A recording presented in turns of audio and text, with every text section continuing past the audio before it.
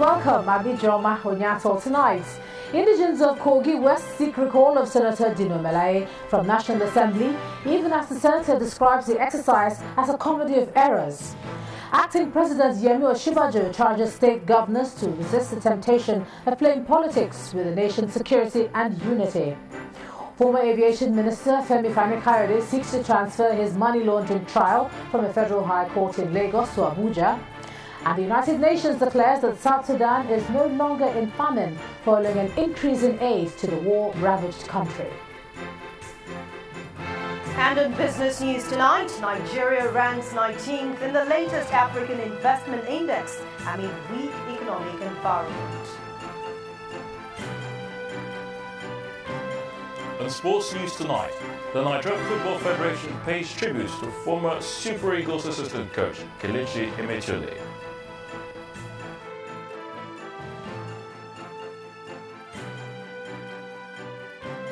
And from Abuja, Federal Executive Council raises the red flag in the education sector, plans a retreat to seek ways of reviving the sector.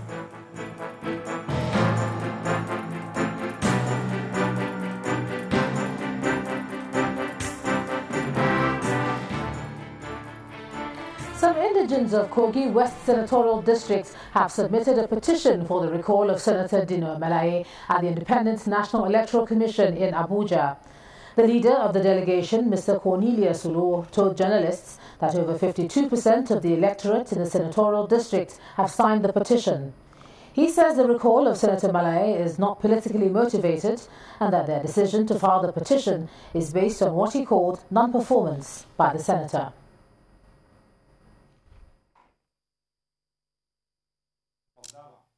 Some indigents of Kogi West Senatorial District, who say they have had enough of their senator after 2 years of representation at the National Assembly, have collected signatures for the recall of Senator Dino Melaye. Their move to recall the senator didn't end there. They were at the headquarters of the Independent National Electoral Commission in Abuja to submit their petition. We are here this afternoon to deliver the message of our people as regards the move to recall the senator representing our central district, distinguished Senator Dino Melaye. The Constitution requires that we should submit a petition backed up with above 50% of the number of registered voters. The collection of the signatures has been done, and that is why those are the signatures, those are the documents and the bags you saw us taken in. Some of the allegations which led to the filing of the petition include poor representation and non-execution of constituency projects. He has not brought home dividends of democracy. We have his co-senators in Kogi State, where we have Senator Gembi. He just got his mandate from Tribuna, and when he got it, just in 1 year, he has empowered all his constituency. He has done a lot of youth empowerment projects, where we have our senator who has been there for almost for over 2 years now, and no impact. Instead of him to come and develop his people in every other means he has capacity to do, instead he will be in the National Assembly shouting, making noise. The petition was received by officials of the electoral body. While the Independent National Electoral Commission meets to take a decision on the petition for the recall of Senator Dino Melaye, it will be interesting to see how events will unfold in the days ahead. Meanwhile, the man in the eye of the storm, Senator Dino Melaye, has been reacting to the report of the petition submitted to INEC by the electorate in his constituency. He is accusing the Kogi State Governor, Mr. Yahya Bello, of masterminding the process. Senator Melaye, in a series of tweets, says, quote, "It cannot succeed. It's a hoax, an absolute comedy of errors." Another tweet says, "Many appointees will go to jail for forgery. Even dead people's names appear on the recall register." His last tweet says, quote, "This comedy of errors will soon end. No shaking at all. This won't solve the problem of not paying salaries for over 15 months. End of quote. Now, the acting president, Professor Yemi Osinbajo, wants state governors to resist the temptation of playing politics with matters of security as he pledges the federal government's commitment to working with states to ensure peace and stability in the country. Professor Oshibajo was speaking to the governors at the 5th consultative meeting on the expressions of discontent by northern youths at the State House. He emphasized the need to address the herdsmen and farmers' crisis in the states, describing the problems as multidimensional and requiring urgent attention. Our correspondent Gloria Umezoke reports. Upon their arrival, the state governments exchanged banters. The reason for this consultative meeting is a familiar one: the recent quit notice by some northern youths and calls for secession by a group of youths in the southeastern Nigeria. Some of the governors before the meeting shared their thoughts. We want unequivocal condemnation of the antics of the so-called Biafran. The Arewa youths have no mandate to ask any Nigerian to vacate in any part of this nation. We should all unite to surmount the difficulties that we have. I had issued a statement in my state. I said nobody is given any quit notice. Everybody should stay and enjoy his stay in Plateau State. I don't think it was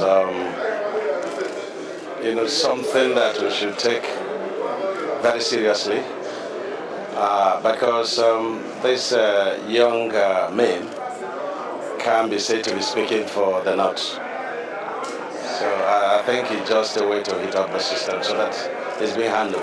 The acting president. Few minutes later, the acting president's arrival, as well as leaders from the Legislative and Executive House, National Security Advisor, service chiefs, among others, completed the full House.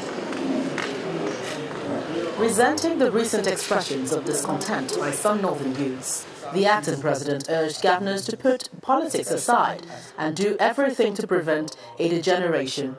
We must resist the temptation to play politics, especially with matters of security, or to reach for simple or simplistic narratives that might be momentarily expedient and satisfying, but are false, misleading, and sometimes unhelpful to a proper understanding of the issues. The acting president also hopes to address the issues surrounding farmers and herdsmen clash, which he says took center stage during discussions in previous meetings. It's absolutely important that we're able to reach lasting and satisfactory solutions to these problems. Of course, the problems are multidimensional, but the states have a very important role to play, especially because states are in control of land in their territories. And a lot of these disputes are, of course, disputes over land, aside from, obviously, the other socio-cultural issues and the issues around security. One thing has remained constant for the federal government, that is the warning for these groups to desist from fanning the embers of violence or face the full weight of the law. Gloria Umezuke, Channels Television. And staying with that story, all persons behind the ultimatum given to Igbos to leave the north will be arrested and prosecuted. Now that's coming from the Kaduna State Governor Nasir El-Rufai. The governor said this when he received Igbo leaders from the 19 northern states at the Government House in Kaduna.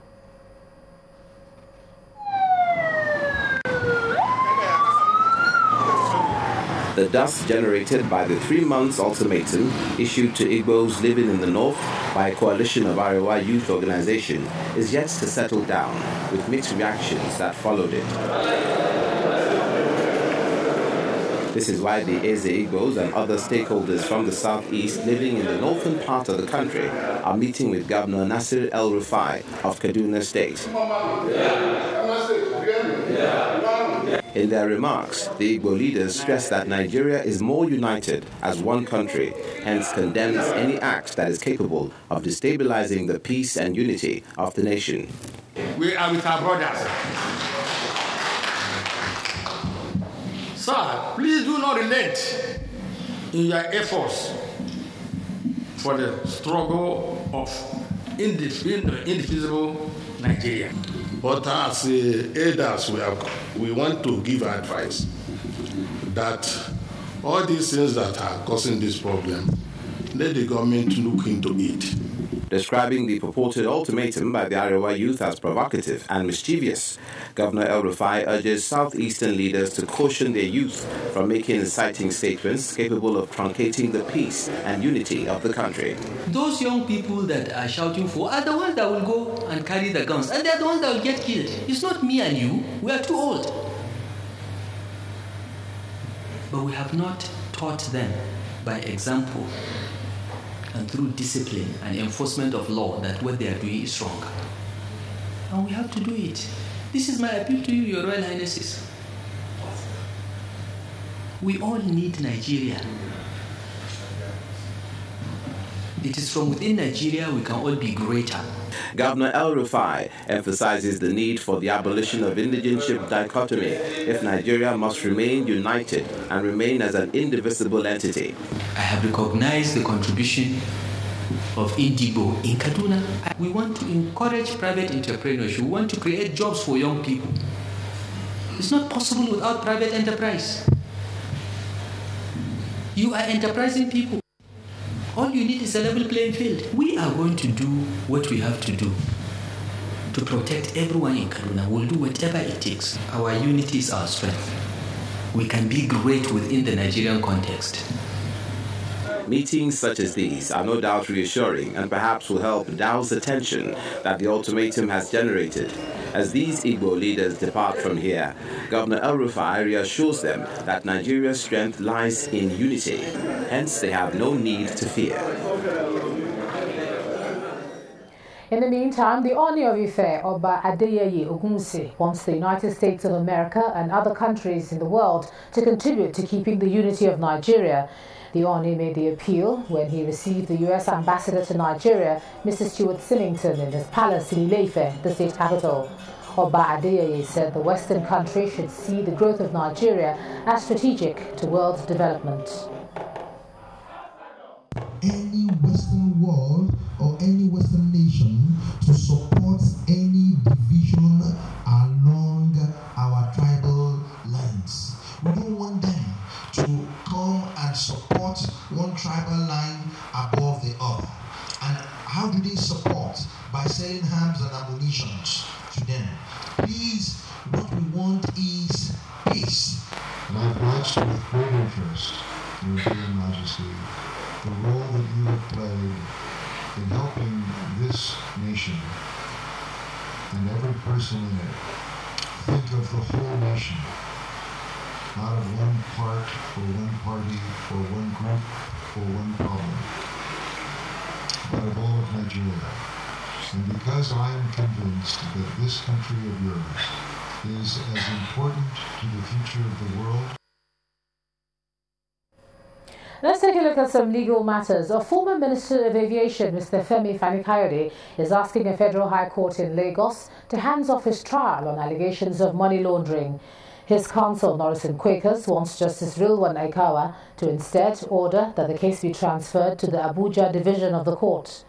Mr. Fani-Kayode insists that the facts of the case show that all the transactions which the former minister carried out as Director of Media and Publicity of the Goodluck Jonathan Campaign Organization, for which he was charged, took place in Abuja. The Economic and Financial Crimes Commission had rearraigned Mr. Fani-Kayode, Senator Nenadi Usman and two others on a 17-count charge of fraud and money laundering to the tune of 4.9 billion naira. They pleaded not guilty to the charges. Justice Aikawa has adjourned to September the 26th and 27th for ruling on the issue. And the Economic and Financial Crimes Commission today rearraigned a former governor of Gombe State, who is also a serving senator, Danjuma Goje, and four others before a federal high court sitting in Jos, the Plateau State capital. Senator Goje and his co-accused are facing an 18-count charge over alleged conspiracy and money laundering to the tune of 25 billion naira. At today's hearing, 5 prosecution witnesses were cross-examined, but their testimonies could not take the case far. Hearing on the matter has been adjourned to September the 26th and 27th. In part 2, after the break, suspects in the kidnap of students and teachers of Turkish International School plead not guilty to the crime. That's in a moment. Just stay with us.